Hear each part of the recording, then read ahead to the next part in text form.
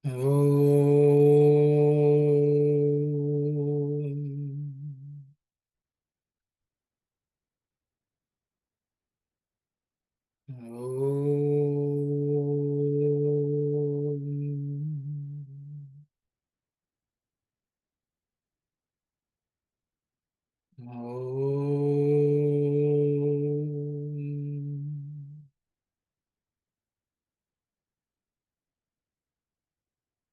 remember. Just to recollect where we were, I guess, last week.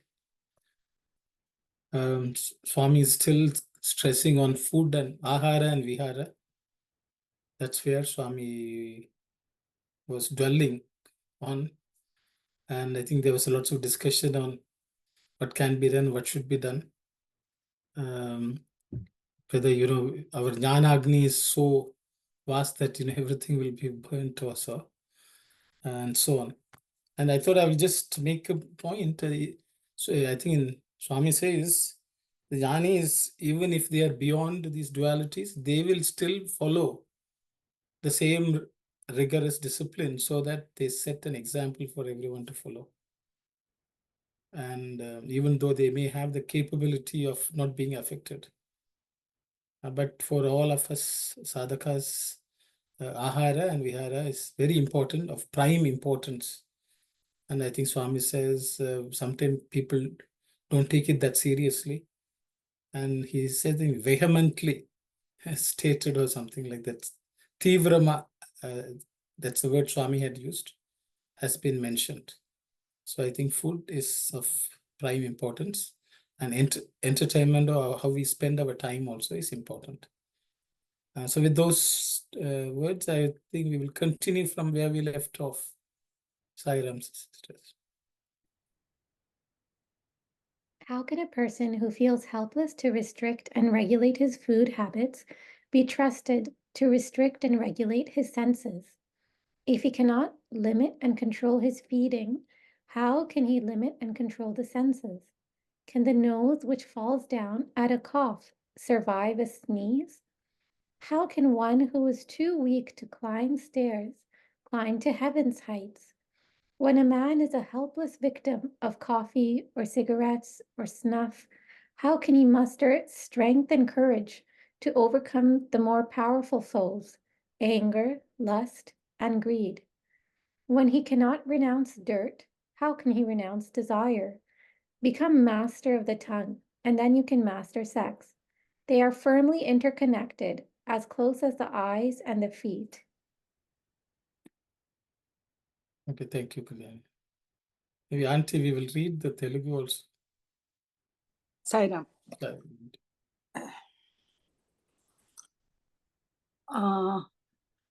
ఆహారమునే నిగ్రహించలేని వారు ఇంద్రియములను మాత్రం ఎట్లు నిలుపగలరు? Those who are incapable of controlling food intake, how can they control, how they can stop the senses from operating? ఇంద్రియములను మాత్రం ఎట్లు నిలుపగలరు? How can they stop with all this? ఆహారమునే అరికట్టలేని వారు ఇంద్రియములను ఎట్లు కట్టివేతురు? How can those people who cannot limit the food, how can they limit or bind the indriyas or the senses?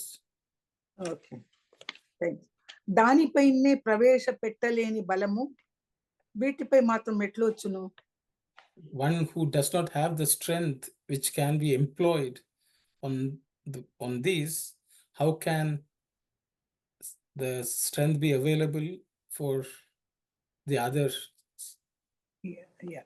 ఎట్లు వచ్చును? How will it come? How can it come? దగ్గిన రాలిపోవు ముక్కు తుమ్మిన ఉండగలదా? దగ్గిన when you cough, if the nose is going to fall down, how can it survive a sneeze? ఉట్టికే ఎక్కలేని వాని స్థితి స్వర్గమును కెట్లు ప్రాకును? The one who cannot climb ordinary stairs, how can they climb the stairs to heaven? Coffee beedi నశ్యములనే మానలేని వారు కామక్రోధ లోభాదులను మానగలరా? Those who cannot give up coffee, BD or cigarette and snuff, how can they give up the 6 enemies, vices of kama, krodha, lobha, etc.? మాలిన్యమునే త్యజించలేని వాడు మానసమును గ్రహించగలడా? Those who cannot give up outer blemishes, how can they control the mind?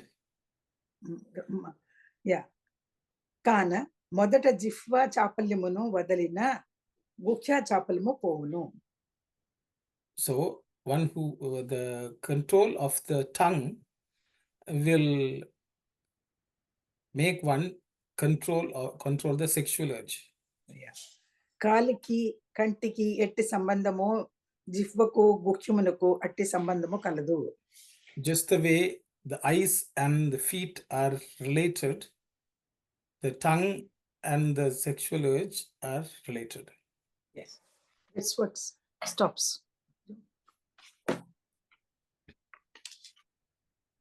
So Swami gives greatest importance to the tongue. The tongue, in other places also Swami has said, the one who, once you control tongue, you can control all the senses. Because that's the prime culprit or the place, the main switch or whatever, of all the indriyas. If that can be off, other things will automatically be off. So I will stop here. If anyone would like to share any thoughts, please go ahead. Sayal. Sairam, in what way are the eyes and the feet related? Okay, how are the eyes and the feet related? Anyone would like to volunteer something? When your feet touches something, immediately the eyes go to that place where your feet is touching something. So immediately it can recognize there is something against the feet. Or is there any other connection? So, yeah, that's the connection, because when you're walking, without the eyes, the feet are bound to, trip, step on things and get hurt. Yeah. But the eyes are capable of telling the feet where one should not go. One should not go. The same way, the tongue is capable of having the power to guide the lower urges. That's what Science says. Yes. So it will be able to see from advance, in advance. So I think that is the relationships. Because feet is incapable of seeing. Feet is incapable of seeing. And even any urge actually comes from the senses above only, the eyes and the tongue. So, but Swami relates the tongue is much more important than anything.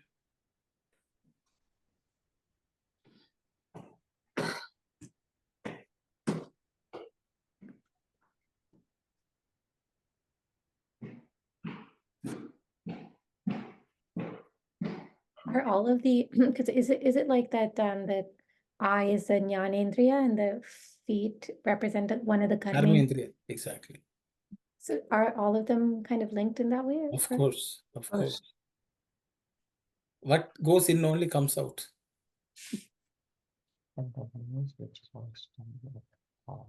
So Swami is paying a lot of attention for food, tongue and urges, sensual. Yeah. So the way, the kind of food we take, it makes a person sensuous, or he'll be able to control his urges. Yeah, there's another thing also. They say even for any urges, every piece of grain contains some living being also. Because through Anna only the other soul enters the body, is the belief. Because I think in I think Sai Satish can talk about, how from Akasha, from the all senses, how food and from food, human birth comes about. Yeah, of course. So the thing is, that is also believed that the food which you eat, that carries other living beings which pass through you. And their urges can also impel you to even have a connection, sexual connection, because they want to be born, they want a body, because they will make you attracted to the other side, which will help them come into being.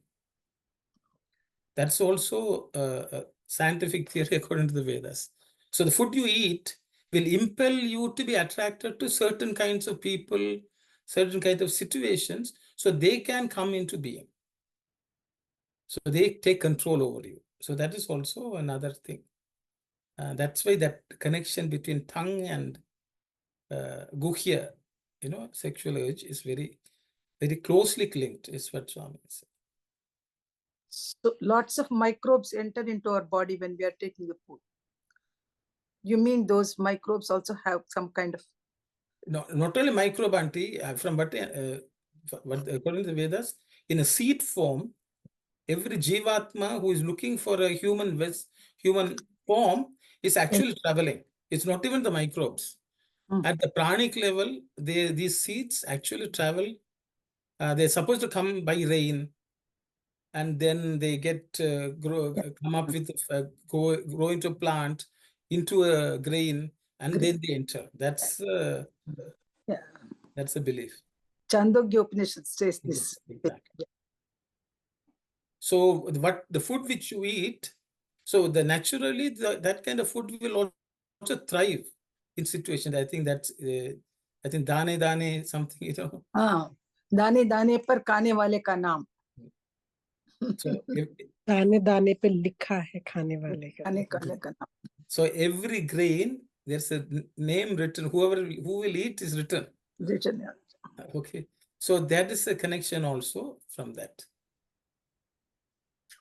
So thank you so much for Auntie and brother, that food, the connection, food and the tongue. So are we saying if we comply, or if we, take more sattvic food, we can reduce or minimize the urges part of which comes through those microorganisms?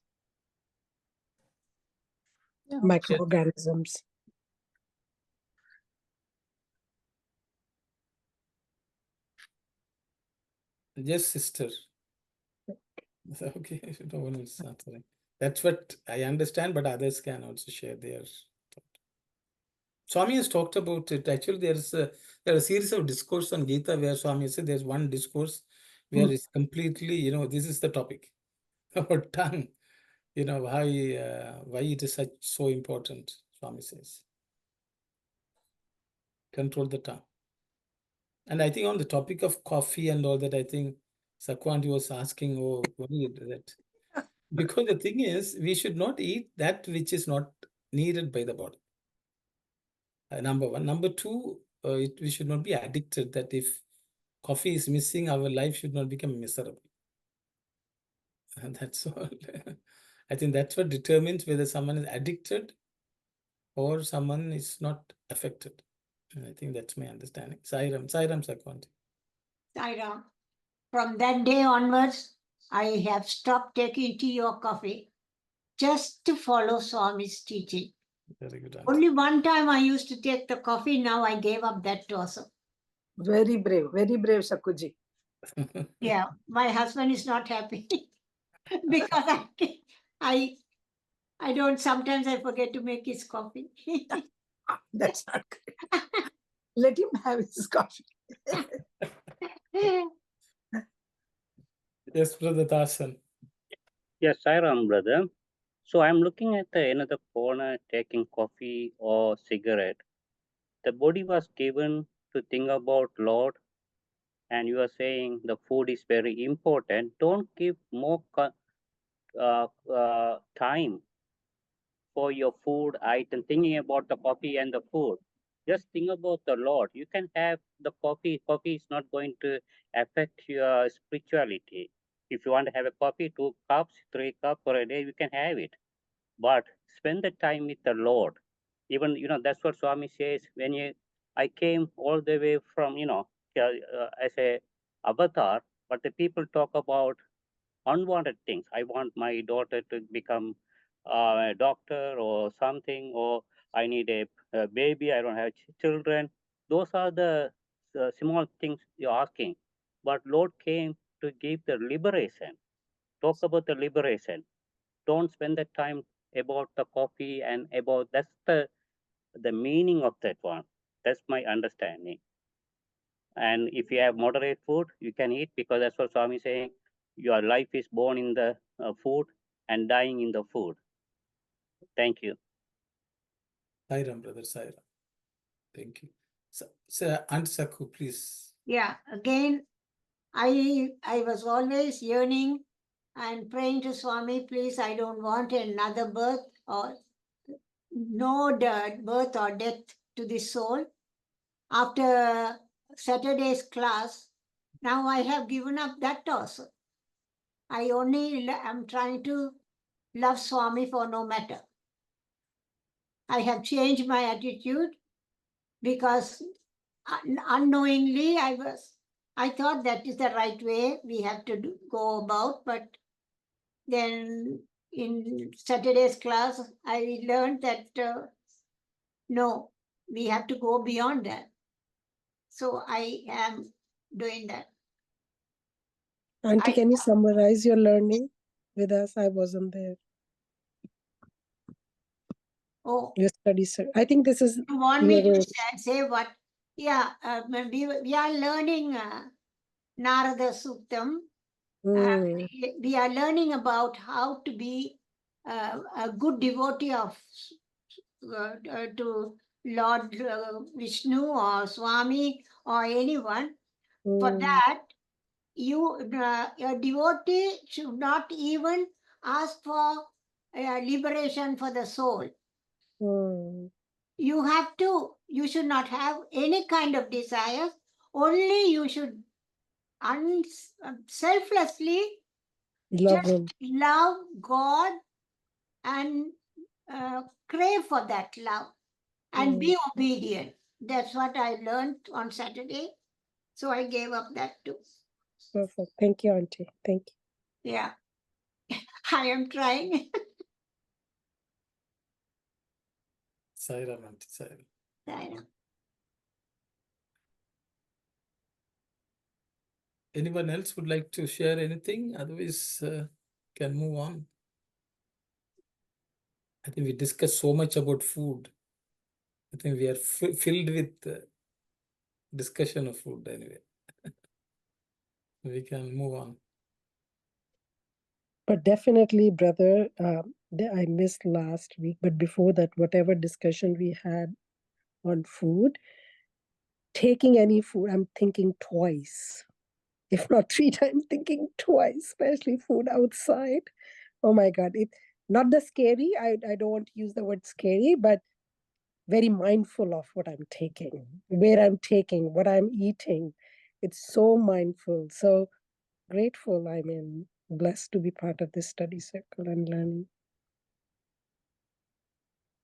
You're all blessed to be part of Swami's world, so sister. That's sure, yeah. Shall we? It means these are things which have already been spoken by Krishna, thousands of years ago. And unfortunately, we call ourselves Hindus, but we haven't had an opportunity to study them in depth. And Swami has given us an opportunity and also explain it in a way we understand. So I think that's our blessing. Sairam. I think we are going to the final chapter, the 27th chapter of Geetha Vahini. Swami has been gracious to, keep us at it for, I don't know, over 3 years from what I understand. And so we'll go to the last chapter. Sairam. Chapter 27.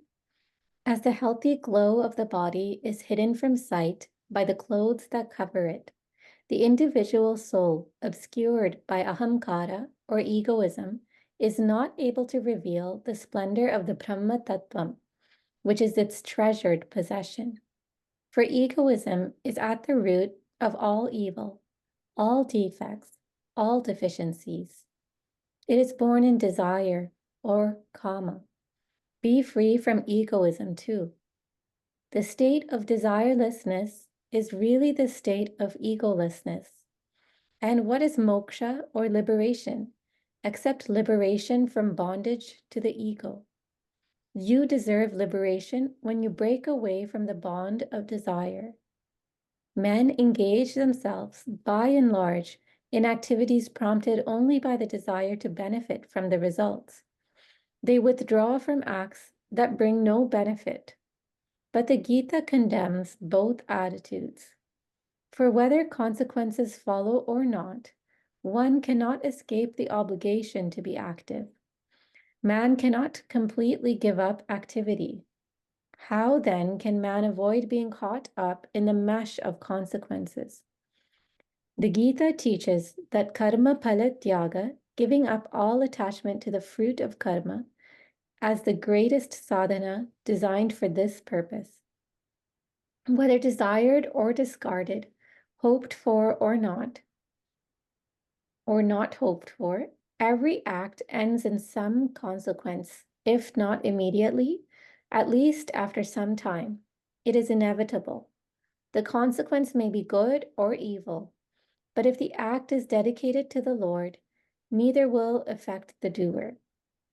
By that sacrament of dedication, the deed is transmuted into a higher order and made divine, holy, sacred. On the other hand, acts performed under the inspiration of the ego will be fraught with bondage. Thank you, Kalyani. Auntie, we can read the Telugu, I think. Chapter 27. Vastramuche kappabadina శరీరమునందలి సౌకుమార్య స్వరూపమును ఎట్లు చూడలేకపోచున్నారో. So, by covered by clothes, what the Saukma, the real effulgent form which is present in the body, as the body, how it cannot be seen. అటులనే అహంకారముచే కప్పబడిన జీవత్వమునందలి పవిత్ర బ్రహ్మత్వమును కూడాను గాంచలేకపోచున్నారు. In the same manner, when the Jiva principle, which is covered by the ahankara or ego, the pure Brahmatva, the divinity, also cannot be seen, observed. అహంకారమే సర్వదోషములకు మూల కారణము. Ahankara or the ego is the cause for all blemishes. దీనికి కామము పుట్టినిల్లు. For this, the birthplace is desire. వాంఛారహితనుకు అహంకారము చేర వీలు ఉండదు. For the one who does not have any desires, the ahankara or ego cannot take root, or it cannot make appearance. So it cannot join. It cannot, It cannot, చేర వీలు ఉండదు. It cannot reach him. It cannot reach him. So thank you. వాంఛారాహిత్య స్థితినే నిరహంకారమని అందురు. The desireless state is also called the egoless state. నిరహంకారమే మోక్షం అనబడును. The absence of ego is liberation. అనగా తృష్ణాపాశ రహితుడే మోక్షార్హుడు. That means the one who does not thirst and is born, thirst for bondages, I guess, Krishna Pas, one who is without either the bondage or thirst is the one who is deserving liberation. Sorry, Auntie. తృష్ణాపాశ. Trishna is thirst, bondage of thirst. thirst ன்னு சொல்லலாம், desire கூட Urge, சொல்லலாம். desire ன்னு சொல்லலாம். Okay. Yeah. The Trishna Pasha Rahitudu, the one who is bereft of Bereft. desire, bereft of desires, is moksha. He is fit for moksha. Actually, He you can say the rope of desire. Noose. You can say Trishna Pasha. Noose. No, a noose No, of desire. noose. Thank Pardon you. me? The noose of desire. Noose of desires. Thank you. Thank you. Pasha is also there. Yeah. లోకమున మానవుడు ఫలాపేక్షను అనుసరించే కర్మలు చేయుచున్నాడు. In this world, human beings are taking up activities with the eye for the fruit of it, results. ఫలము లేదని తెలిసిన అట్టి కర్మలను విసర్జించుచున్నాడు. As soon as he realizes there are no results of fruits from those actions, he gives them up. కానీ గీత ఈ రెండింటిని ఖండించినది. But Geetha is actually condemning both these. ఫలము ఉండినను లేకపోయినను మానవుడు కర్మములను వదలుటకు సాధ్యము కాదు. So whether there are fruits or there are no fruits from those actions, man cannot give up activity. కర్మ యందలి దోషములు మానవుని అంటుకుండుటకై కర్మఫల త్యాగమును గీత గొప్ప సాధనగా బోధించింది. To overcome the blemishes from action, Geetha has given the best solution of karma falatyaga, giving up of the fruits of action. Yeah. మానవుడు కోరినను కోరకుండినను కర్మల యొక్క ఫలం నేడు కాకపోయినా రేపైనను కలుగ తప్పదు. Whether a man desires or does not desire, the fruits of actions will without fail come today or another time. కనుక ఫలము మంచిదైనను చెడ్డదైనను భగవత్ అర్పితము చేయుటలో ఏ దోషమును అంటకుండను. Therefore, whether the fruit is good or bad, offering it to the Lord, through that no blemish will come to the person. భగవద్ అర్పితము చేసిన కర్మ దివ్య స్వరూపమును దాల్చును. So whatever is offered to the Lord will take the form of divinity itself. It will become divine. అటుల కాక అహంకారముతో చేసిన కర్మ దోష భూయిష్టముగును. Instead of that, if an action which is done with the sense of ego will be blemish. దోష భూయిష్ట మతలబ్ filled with blemishes, aren't they? నిజముగా పరమేశ్వరుని చేరకోరువారు పొందుకోరువారు వాంఛాశూన్యములు కావాలన్నట్టి నిజముగా పరమేశ్వరుని చేరుకోరువారు. So the one who sincerely wants to reach the Lord, పొందుకోరువారు, who want to attain the Lord, వాంఛాశూన్యులు కావలెను. they should become free from all desires. అట్టి మమకార శూన్యునికే,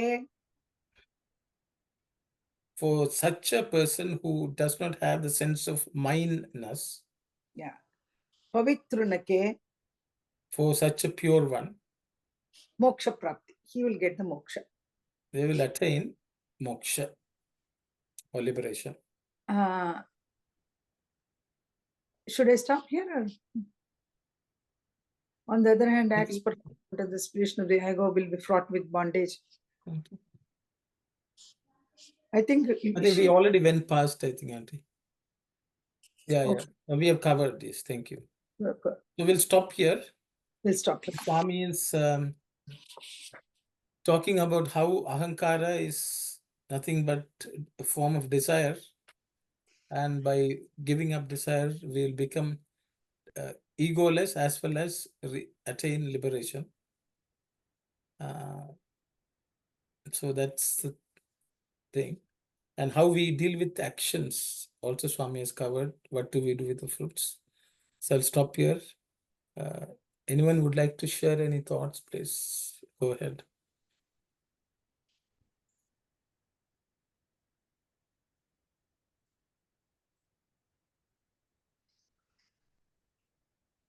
Let's see, on the first paragraph where Swami is talking about the clothes covering the body, I think in the second chapter, Swami is also talking about just the way how the clothes get deteriorated. Vasamsi jirnani. Jirani yathas. So the same way, Swami, Krishna says the body also is undergoing change. The body which we have is nothing but another vesture or cloth, which the Jivatma keeps on changing. So I think here also Ankara is considered the one which Ahankara is not revealing the splendor of Brahma Tattva inside us. Ego is covering. Uncle, did you say that Swami is saying ahamkara is a desire? Yes, so Swami is, see, one who is without desire, Swami is saying, is egoless. Nirahankari, that's what Swami says. So I think desire is a manifestation of ego. Is the way I understand. So once we think that I am the body, I think all desires come from only that cause.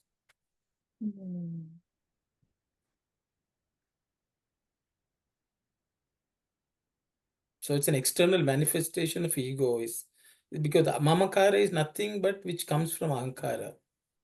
And mamakara, Swami is equating to desire, the need to possess, wanting.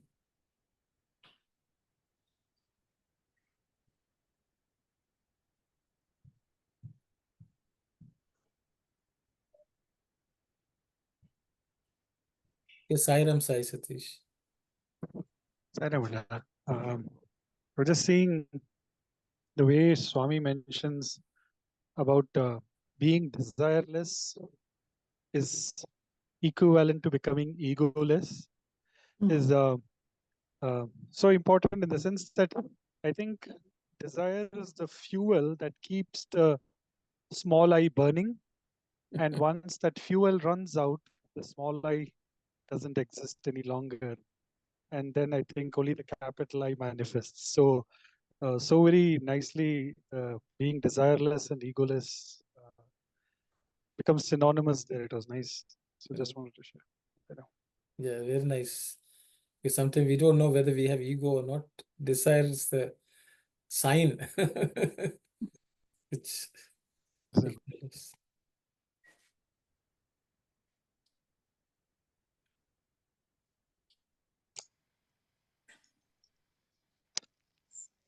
Sairam, Sairam. the egoism also, normally we think that, it's in one level or one state. Egoism, it can be in many different degrees, maybe the very higher level degree, it's obvious, in when it goes beyond certain the extent, then all can realize, or including that person can realize, okay, the I am out of the boundary, and it would calm myself or others. Maybe certain degree of egoism, maybe for example, mine, or this is mine, this is myself, or some sort of the reason I am asking, maybe in certain degree, say for an example, as a student, we all go for a competition, and and maybe at that age and at that level, or maybe I should be having some sort of urge, I should prepare well, I should win this competition, I should, I should make that, the proudness to my school or to my state. Say for an Olympian, in the Olympic players, the they prepare and they play and they bring the Trophy. they they bring the maybe the proudness or maybe the to that country and that's why I am thinking that how to identify maybe this ahamkara it's in the good level or at that level we in the past we have touched little bit of discussion maybe how to identify this is a maybe uh, this is acceptable or not acceptable and the normally our interpretation is ahamkara is very bad and it shouldn't be accepted by all or something but how to identify as a beginner or as a student how to differentiate this is for the real egoism spiritual egoism and this is not acceptable but this is acceptable for the development of my skills and my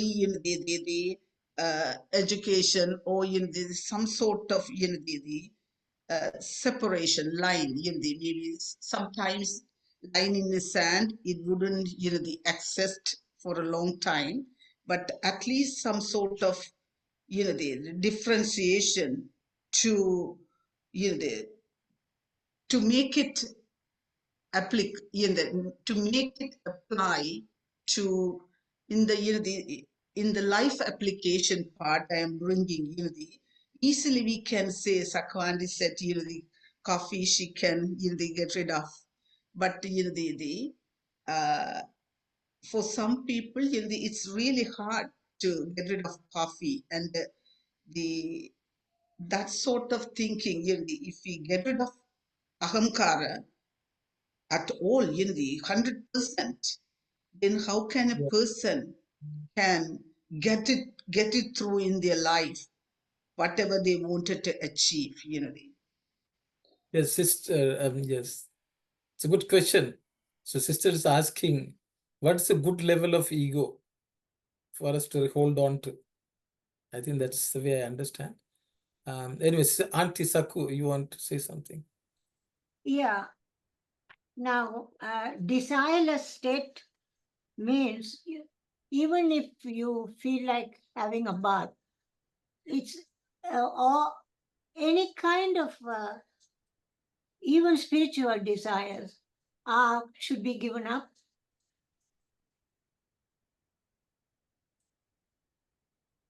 Question or answer, sister, Auntie? I'm asking you a Okay. question.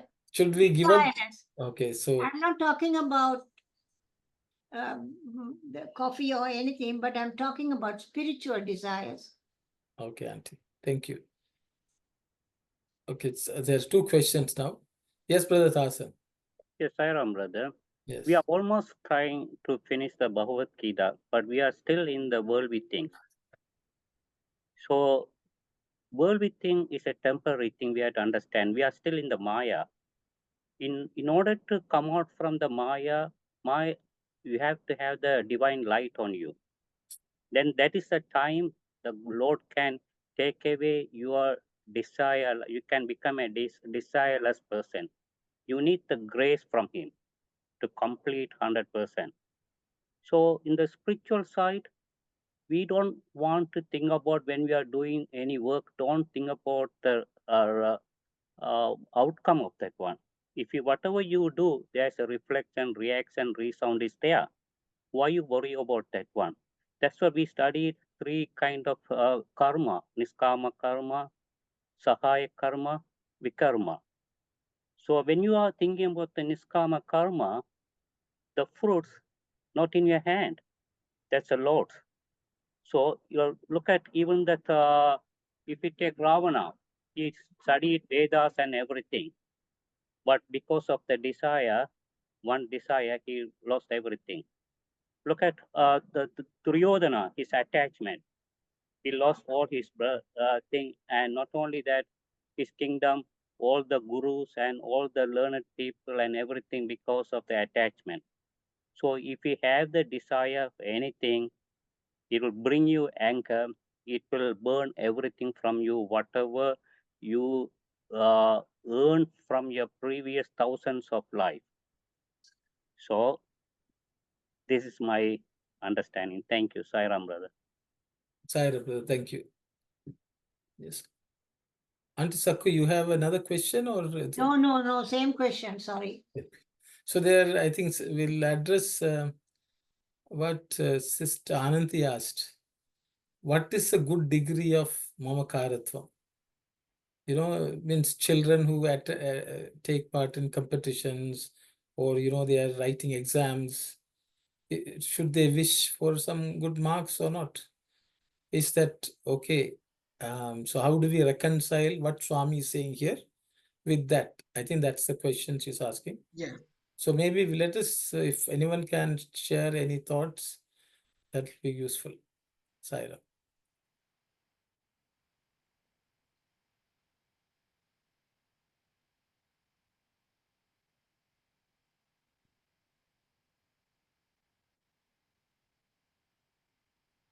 Sister, okay, yes, Sairam Sai Centres.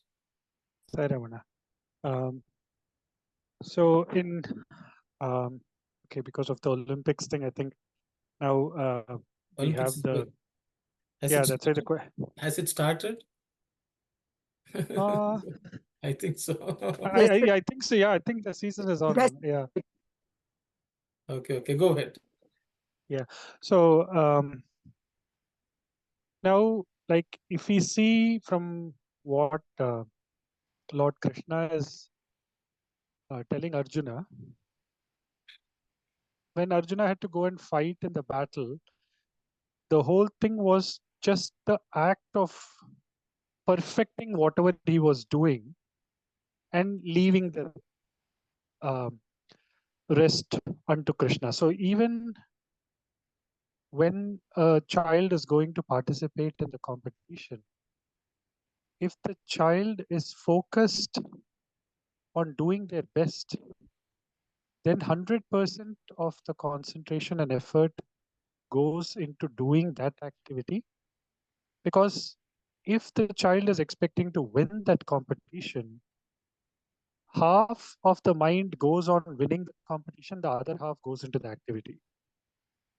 And so, and why I'm saying this is when the half the mind is split on the result of getting that win, obviously, as every other participant goes and does their thing, automatically the fear of whether I will do better than them, all of that sets in. And so the concentration or ekagrata gets divided, and on account of the ekagrata being divided, automatically the what comes as the fruit is also to that extent. But if the person is just focused on doing the best in their activity, then actually success is ensured in that part. And to whatever extent, of course, we'll have to see what is the acceptable limit of what they call as success. But at least their concentration is fully on that activity. And so the result will be consummate to that level. Actually, when we are telling them to go and participate in an activity, we should, it is always better that they are focused on the activity rather than the success that it bestows. Because in terms of the performance itself, the concentration gets divided. And when they go for Olympics, let's say, now it is like, okay, I have to win the medal kind of a thing. Of course, we can say whether the person is winning it for themselves or winning it for the country and so on. But the level, if when somebody gets into that zone of concentration, then everything becomes music, and automatically it not only confers the best on them, it confers the best, and it creates a sense of delight for people watching them perform also. So though that person is having a drive of winning that medal for themselves or for the country, they will be able to win the medal if they are in line with it. Because many of the participants, when they are in that zone, they feel that it takes over. They say that sometimes even during music, when a musician is performing, after some time they become so one with the music that no longer is the person feeling that they are doing it. It's just a flow that comes. So that is what we should have every child, or even us, in that kind of a zone, because more or less looking forward to the result actually distances us from the result, because we are now having two things to focus on. I don't know if I answered your question, sister, but yeah, Sairam. Sairam, thank you very much, Sai Satish. Anyone else would like to also share any thoughts?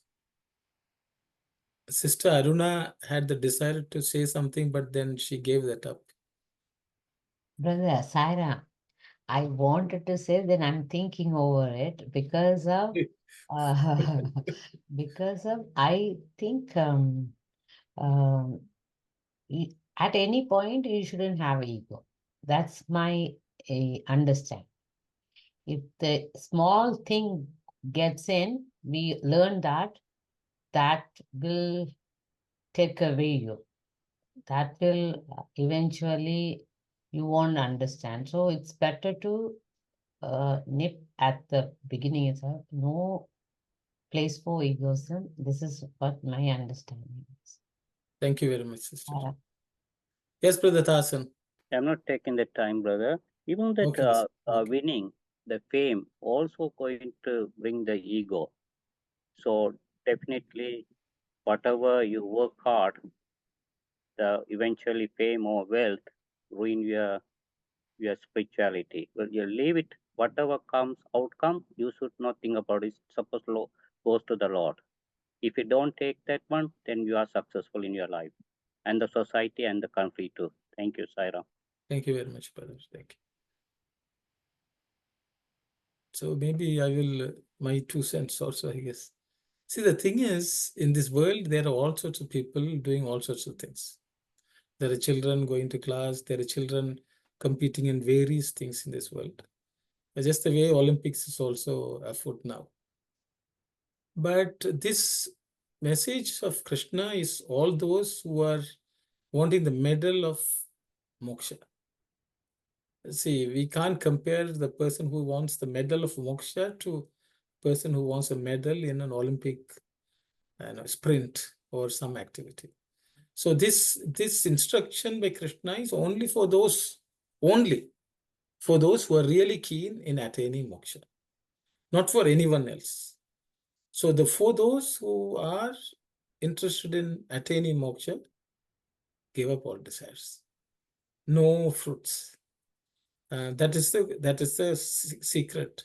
Because the reality is all these people who are pining for so many activities in this world, success of various kinds, they are pursuing those activities or those goals only because they think that is going to give them unlimited joy, peace of mind. But one day they will all realize they have been running against goals and results which are futile, which will not give anything lasting. So, but here Krishna is telling, giving the solution for the ultimate of an ultimate kind. Where don't have any desire for anything worldly, of a worldly nature. So that is my understanding. It's something which I learned from Swami also. So yes, Sister Aruna. Sairam, brother, I'm trying to understand this one of the sentence, any action, there is a consequences, it is inevitable, right? The consequences may be good or evil. That evil, wow, how come that evil is coming? That I didn't understand. Is that the way Swami is saying? Yes, yes. Swami says good and bad. Okay, good and bad will happen. So we'll touch that, sister, but so I think Sister Anandi, I hope the for your question. This is all the answers which you got. I don't know whether there is some. Sai Ram brothers, all of you and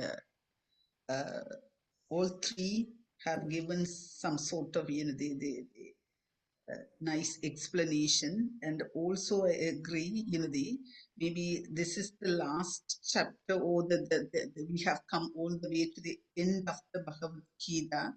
Maybe this is really for a people, they are in that state. Maybe when we think about when we put in that, state, we are little, overwhelmed, or we don't know what to do. But I agree with all of you that maybe if we are in that state, this is the solution to attain that destination.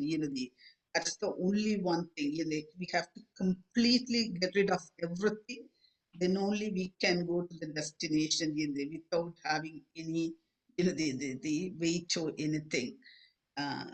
But we are in many different levels, and we have to introspect ourselves, and we have to assess where we are, and we have to make our own judgment what we should be doing, the kind of and that's a very, very nice discussion.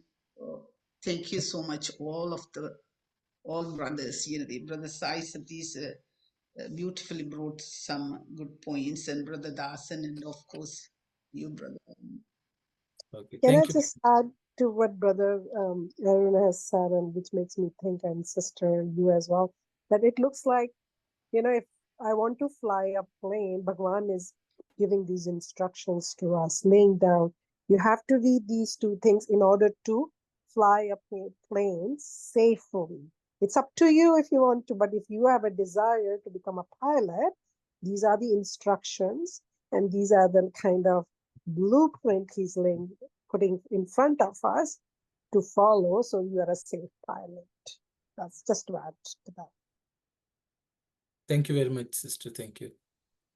Yes, Kalyani, you have something to say. I have a question.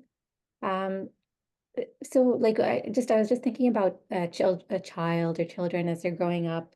Like initially, they will just do whatever they want without thinking about the consequences. Like they might eat too much of something, they might hit something. So we kind of have to teach them, like I'm always constantly saying, oh, if you do this, this will happen. If you do this, this will happen. So I'm kind of reinforcing that, thinking about the consequences, thinking about the fruits before doing any action. So is that sort of a necessary stage that we all kind of go through, and or is there a better way of raising a child? Okay, good question. So that's a big discussion by itself. I will go back to Auntie Saku's question. Should we not have spiritual desires? So I think, why don't we just discuss, should we or should we not have spiritual desires? What is wrong with them? Or is nothing wrong with them? I think that's the question. Anyone who would like to share any thoughts?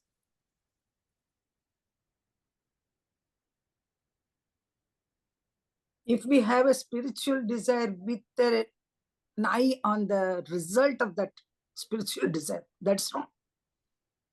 First of all, I feel taking the doership on ourselves. I am doing it. That mamakara. First of all, we can just leave it and then do selfless activity and offer it to the Lord. Because we cannot escape obligation to be active. Swami says, man cannot completely give up his activity. He has to remember that I am not doing it. Bhagavan is making me do that. I am only an instrument in his hands. And the result whatever results he gives, I'll take it as prasadam. If we have got that kind of attitude, I think there is no problem in having a spiritual desire also. Sairam. Thank you very much, Auntie. Thank you. Thank you very much. Yes, Sai Satish. Saramana.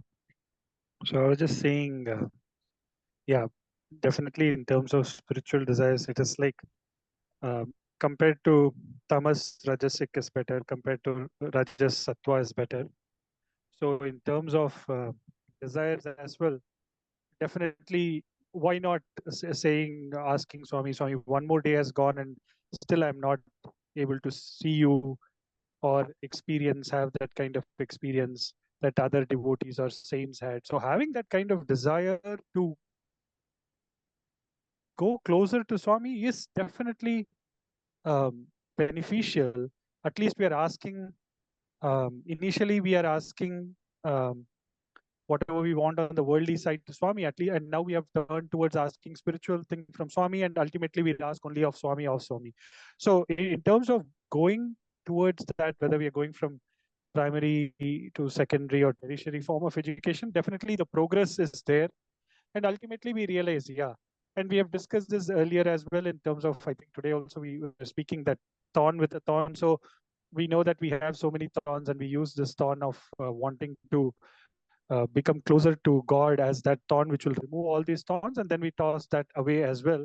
So even as coffee, tea, and other things goes out, I think in terms of going, just that pining towards Swami, like that is always beneficial in terms of, even if we call it desire, it is just an urge to go closer to Swami, and then of course essencing that we just want Swami and nothing else. So in terms of that journey and movement, it is beneficial. Thank you Thank very you. much, sir. Thank you very much. Yes, Sister Aruna. Sairam, brother. I think desire words itself is as per Gita is condemned to it, because that will not take you anywhere.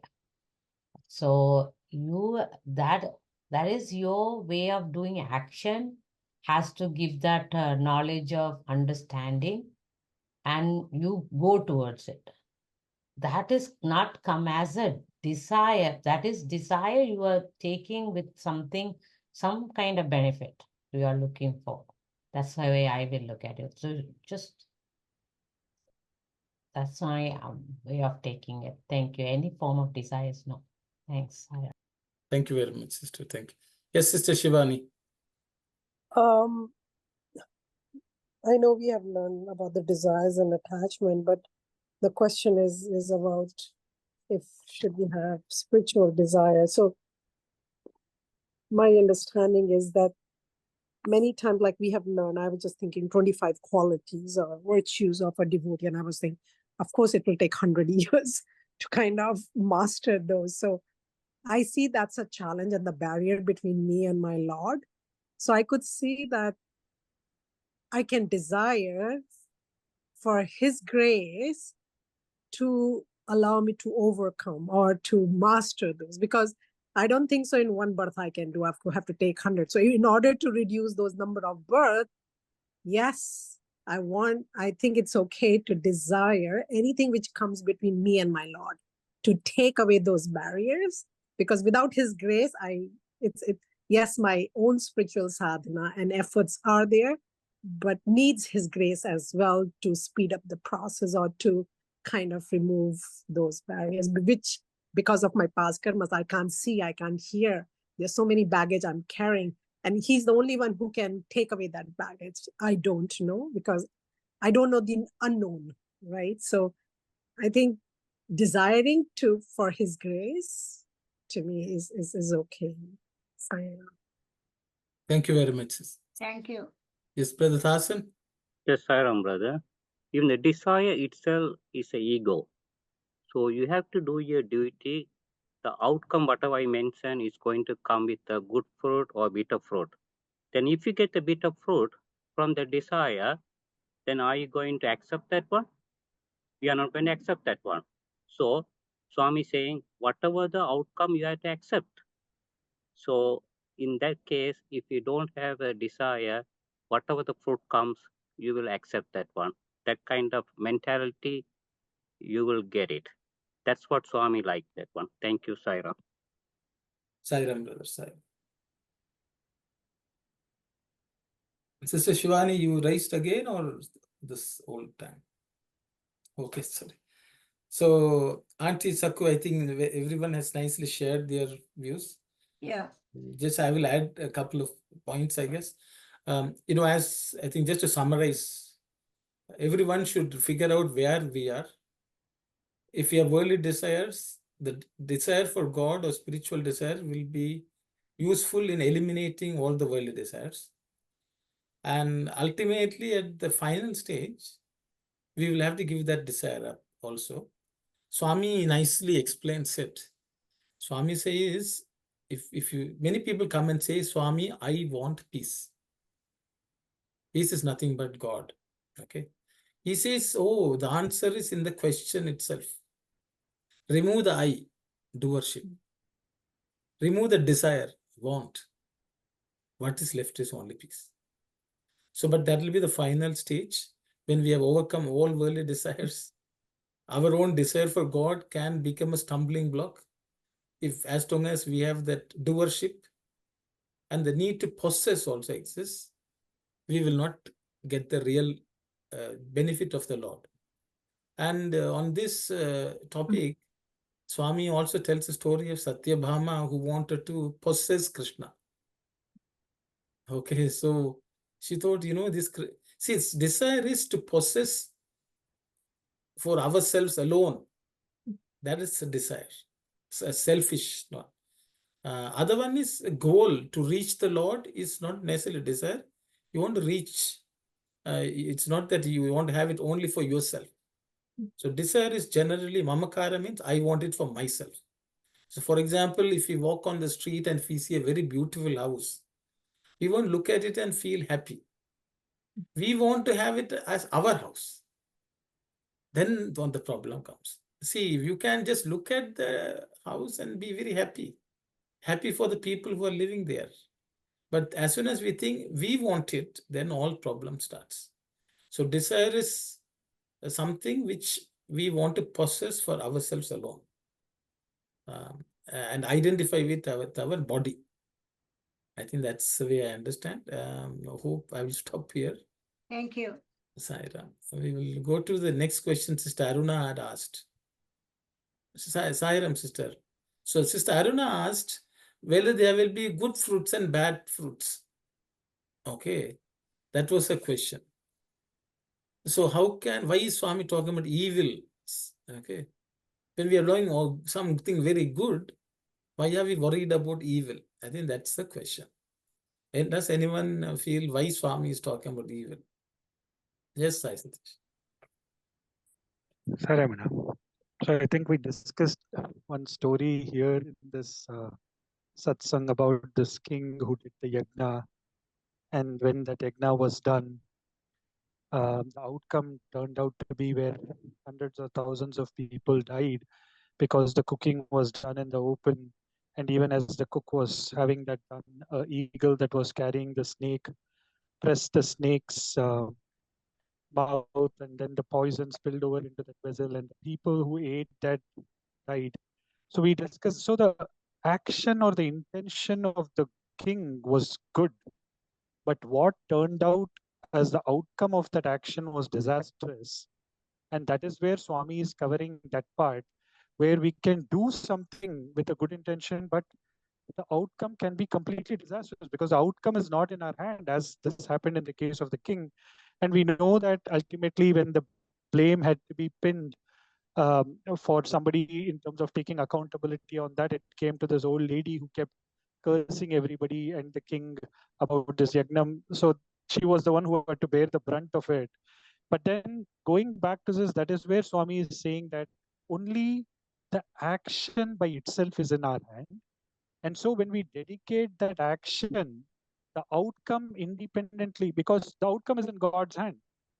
And so if we dedicate it to God, the outcome, independent of whether it transpires to be good or bad, we don't get bound by that outcome, and again karma that is attached to that outcome, which again leads to rebirth and all of those consequences, that gets nullified because we are saying Sarvam Sai Ishwararpanamastu and leaving it unto Swami, and he will take whatever is the outcome of that so that we are again not carrying the baggage. In that parlance, I think the statement has come. Saira.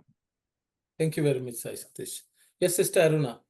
Brother Brother Sai Satish was mentioning about nullifying something. When that part I didn't understand. Sai So Satish, can you nullify that doubt? so, sister, the thing is, if I take ownership of the action, then I take ownership of the consequences that is attached to that action, because I wrote my name on it.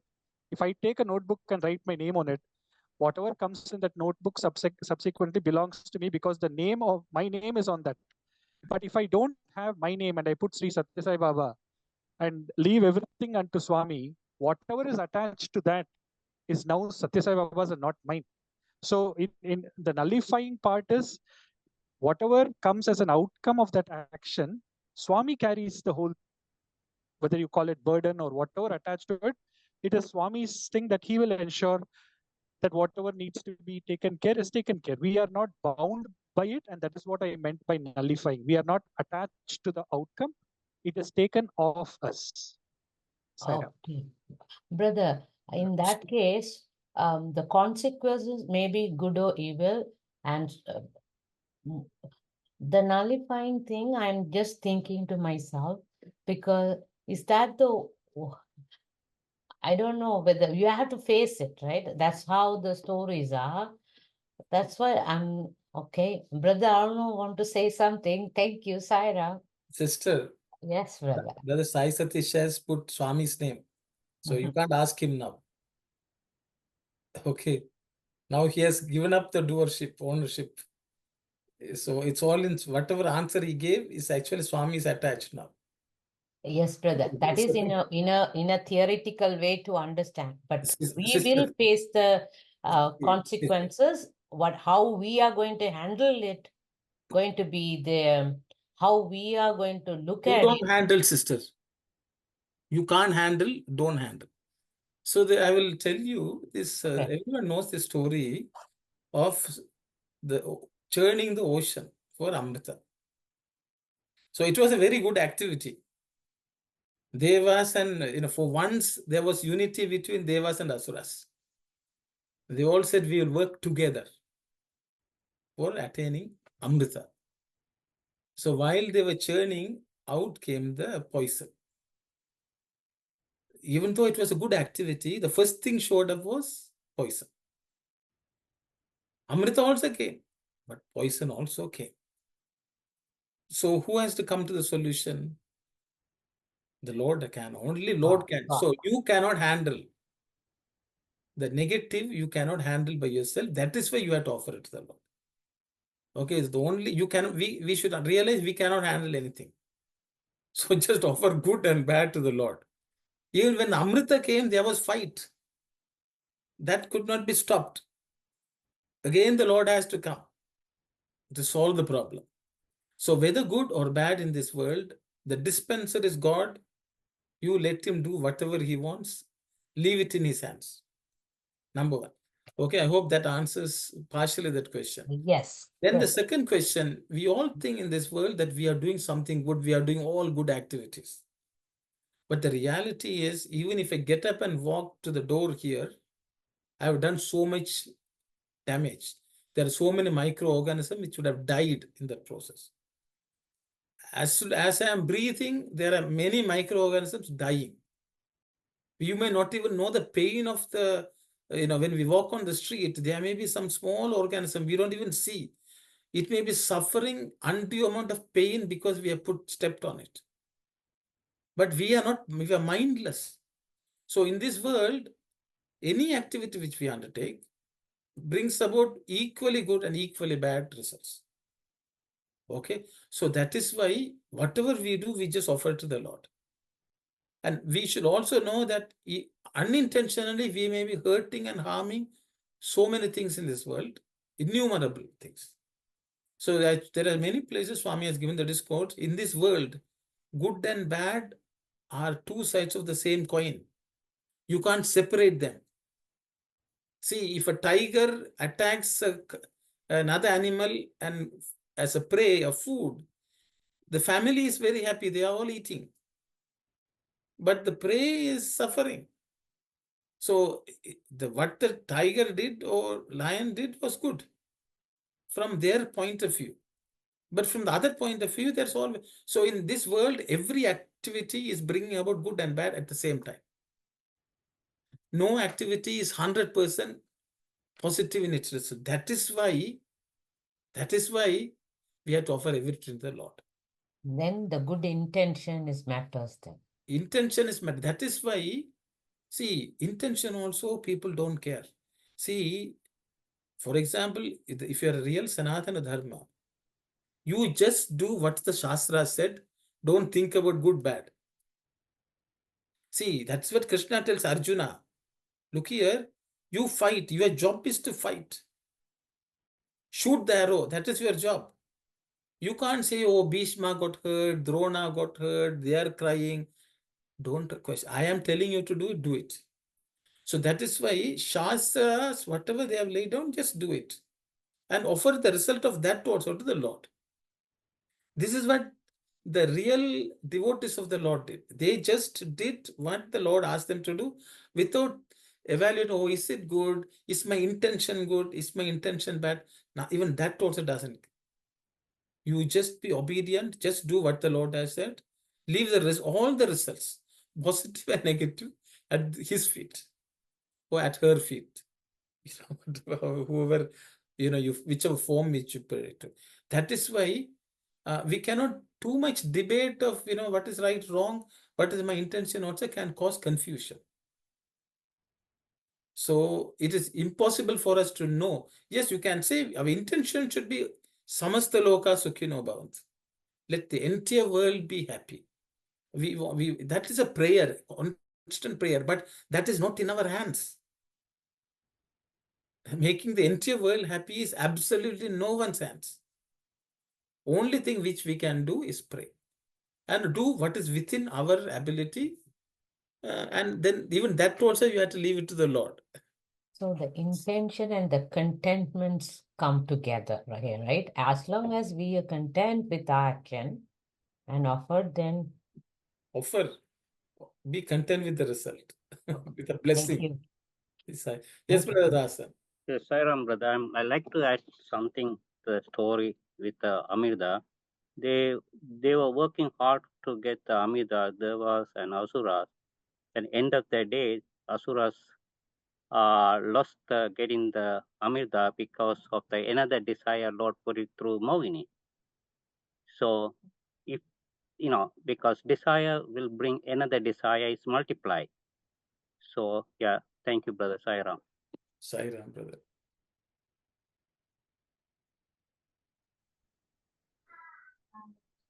So, okay, what's the next question? Brother Sairam, one more question in regards to Sakwanti's question. I'm just thinking about the spiritual desire, right? Then people will say, oh, I'm going to have this puja, I'm going to have this altar decoration or something. So those are, they shouldn't name it as a desire. Am I right? Sister, leave them alone. In this world, there are devotees who are artis, Okay, arthatis, great. Thank you. jignasus, jnanis. Yes. It is not, I think we can only think, we can evaluate for ourselves where we are and do what we have to do. Okay, thank you. Jai Sairam. And I Be think a good Kalyani is Sairam, Sai Satish, go ahead. I was just going to say, Sister Aruna, the greatest desire is to be desireless. Oh, Good one. So automatically we cannot say desire is a bad word. So the way we use that word, the context in which it is used will define what it is. So when we say the ultimate desire is to be desireless, it is the sublime desire to become one with God. So in that context, overarching context, we should see what it is. I hope. Yeah, Yes. Sairam. Very nice. Thank you, Saira. Auntie was saying something. Honey Auntie, you said something. no. When No, we I- go, we have some. Sakwanti wants to talk. Yes. Sakwanti, please go ahead. Sakuji, please go ahead. She lost No, the I network, did. looks like. No, I asked and answers were given. Thank you. Okay, okay, thank you. Okay, we'll go to Kalyani's question. Mm. Kalyani asked the question, so okay, it's all good about ourselves. But when we raise children, how do we, should we teach them this lesson, about desirelessness, but, we have to teach them something to do the consequences. How do we explain it to them, and how do we bring them up with the right state of mind so that one day they'll be finding this easy? I think that's her approach. I hope, Kalyani, I have paraphrased your question. Okay. Yeah. So I think because this is the ultimate goal, to become desireless, but we have to bring up children learning the consequences. How do we prepare them in such a way, the best way possible, so that they don't get the wrong ideas of consequences and desires and so on? Yes, Sai Satish. Sai Ramana, this is known in terms of the answer. I'm just parroting it.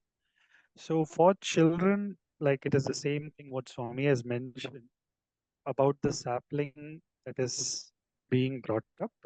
And as the sapling is being brought up, there is the need of a fence to ward it away from all kinds of animals that we call. So in terms of understanding those consequences, it comes as a fence, more as a safeguard. And then, of course, when the sapling grows up to be that tree and is well established, the very same animals can come and rest under the shade of that tree because it is well established in understanding that it is not the consequences that matter, but the action by itself. And that is what, if we see in the life of Dhruva, when he goes with the thing of wanting to sit on his father's lap. But when he got into doing that activity of penance, he told him that it is not about sitting on his father's lap, but sitting in God's lap that matters, and that's what he asks. So in terms of bringing up children, in my limited understanding, is for helping them understand that if they do this, then this is the outcome that is needed as a yardstick to a point where they begin to understand the broader context of things. So in terms of saying that there is going to be a consequence and we have to face that consequence to that action, also gets a sense of preparedness, which can be illustrated through stories and other fashion or based on people's experiences. If there is no harm in even telling the higher truths to children, because it is left at what they can absorb and based on their spiritual maturity that is there. But in terms of setting boundaries and expressing that, I think in terms of general parlance, it seems fine to me, but I'll stop here. Saira. Sairam Sai Satish, thank you. Yes, Sister Shivani. Sairam, I don't know how to, this is all learning. I don't think so I have done it, but this is something I have come, I think before this Geetha Vahini, we were reading Sandhini Vani, and I was talking about my kids, and what I have gathered from that is if we take our kids at and another Atma in a body, we just need to nurture them. Sometimes the way we groom them is the way we want them to become as eventually, right? It's our desire for them to see, okay, you should become like, but if we see them as God gift, then we have to provide an environment and groom, allow them to the way they are. So to the question, how I see is, rather than teaching consequences, if I have to go back again and raise my kids, I would expose them to what is right rather than consequences. This is right. This is what, not if you do this, this will happen, but this is the way of eating. This is the way you should brush your teeth. This is the way you should take a bath. So they learn the right way, not looking at the consequences of that, because then it's very hard to undo that.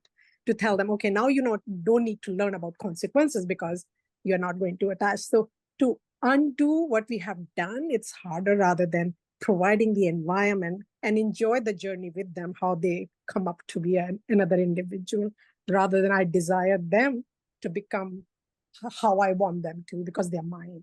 Just 2 cents. Sign off. Thank you very much, sister. Yes, Brother Tasan. Yes, Sairam, brother. When you have kids, okay, you are a farmer. How the farmer take care of the plant, same way we have to take care of the kids too. The worldly knowledge is very important in order to live in this society. You have to give the proper worldly knowledge and you have to encourage them. At the same time, when they are young, you have to give them that Atmic education too. Then only that both will balance. If that there is no Atmic knowledge, that worldly knowledge is not going to be survived, that the ego will build up.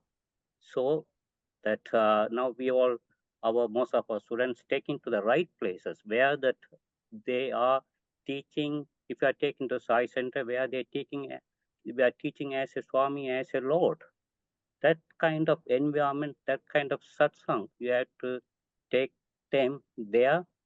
Then the kids will learn. Otherwise, if you take to the wrong places, the kid's not going to understand. Then he is going to ruin both sides. This is what my understanding, brothers. Thank you, Sairam. Sairam, brother. Thank you. Yes, Auntie Saku. Yes, I know. Baba explained when children are tender, small, like a small plant, the plant need a fence. We have to, the parents, the teachers, they are all together, they have to build up that fence through discipline. That's why he created this Bala Vikas program, because he wanted the children to be brought up in the right way with the values.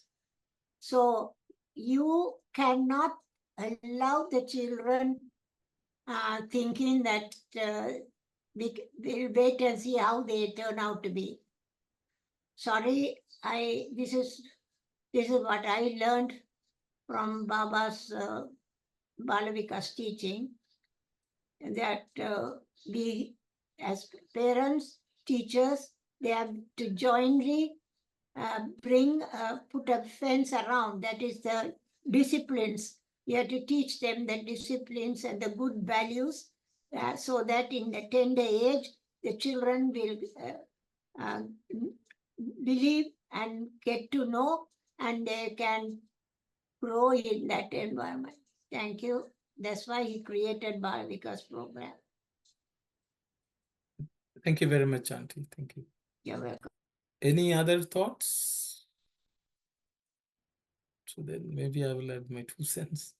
So the thing is, Kalyani, I think a couple of points have been added. People should know the bad consequences of bad actions, so that's where discipline is needed. And for children to excel in something, we will tell if you do this, you will become so and so. There are many parents, say, if you don't study, you will be like that person, something like that. People tell these type of stories. Because I think one of the things from childhood, which is the most important thing, more than anything else, worldly success or worldly dangers, is faith in God.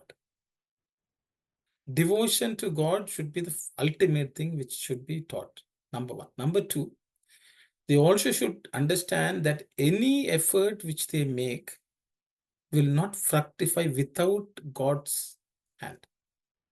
They should not think it was all I am doing, I am the doer. That thought should not come. They should have the firm belief that everything they do, it's only a minuscule, and they have to pray to God for his blessings, and whatever he gives, they should accept with joy. But the thing is, for this, the parents also should pray and accept whatever the child achieves with joy. See, sometimes we should not be upset, we should not be sad, we should not worry. Then that means we are not in the right shape. So I think ultimately Swami says that he established the Balavikas program so that faith in God can be reestablished. Everyone will know the place of God in the world affairs. All of our achievements is only granted by God. We are a minuscule of a thing. Nothing is achieved by ourselves with all of our might and our ability. If this can be taught, see, Sai Satish talked about Dhruva. Dhruva could not sit in the father's lap. So what is the advice the mother said?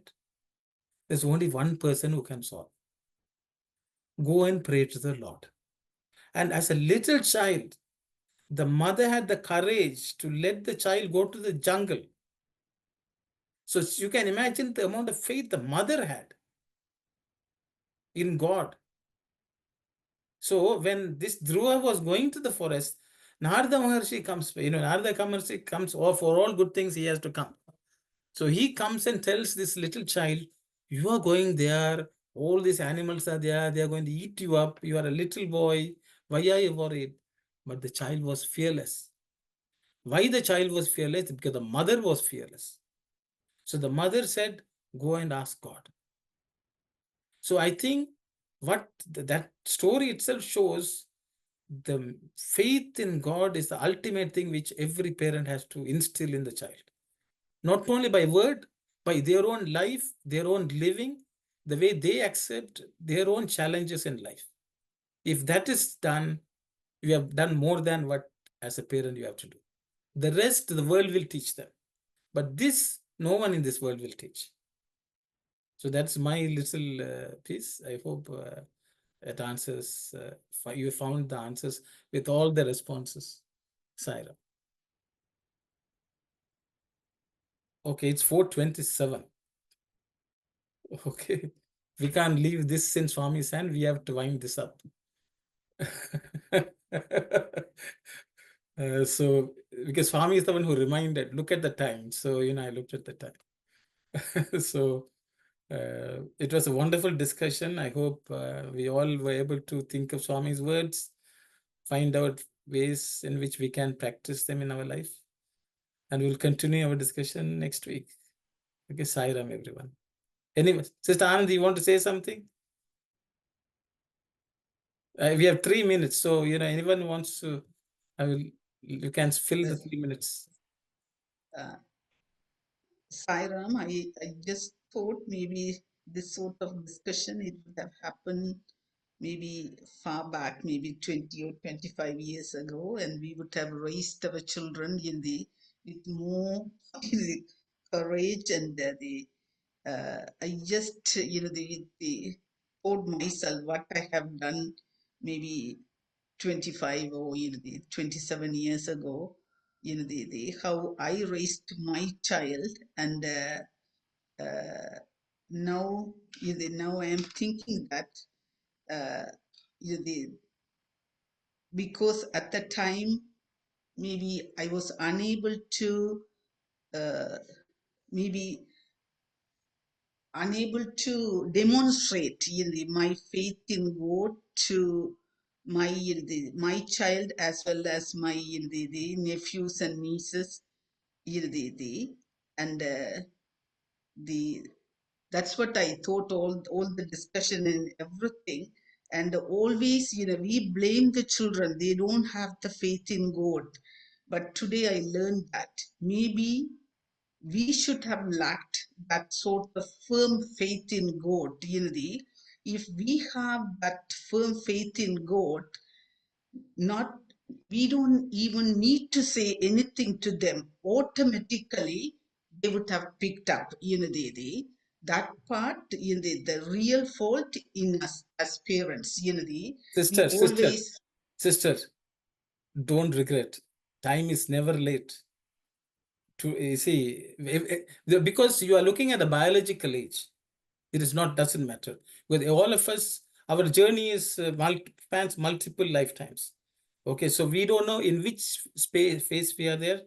Absolutely no worry. Today you can have impact with your life. So I think we should not dwell on the past. Today we have knowledge, we apply. Today onwards we live, we will have good impact all around us. We should have that conviction, because it is not us who has the impact. It's the Lord who has the impact. We may become channels through which it may flow. It is not in our hands. So we just become again empty. Let His will work through. Be happy. Today onwards, you can have impact on yourself and everyone around. That's what I would say. Because we should not have regrets. See, all of us function based on the information and knowledge to the best of our ability, wherever we were, at whatever stage of life. Today we have the knowledge, that's all matters. From today we will live. Our life should be different from today, and that's all matters. Past doesn't matter, future doesn't matter. Today matters. Today Swami has told us, let's have that firm faith. He is taking care of everything. This is also in His hand. Every child in the world is actually being looked after by Him, whether we like it or not, whether we know it or not. So I think that should be our conviction. Let us try to transform each of ourselves, and that's good enough. Right. Very And good. it's Very good. Thank you so 4:31. much, brother. Very good, Eh, brother. 4:31, we will close, and we will meet again next week in this journey. Sai Ram. Om Samastaloka Sukhino Bhavantu. Samastaloka Sukhino Bhavantu. Samastaloka Sukhino Bhavantu. Om Shanti, Shanti, Shanti. Jai Sai Ram. Sai Ram. Sai Ram.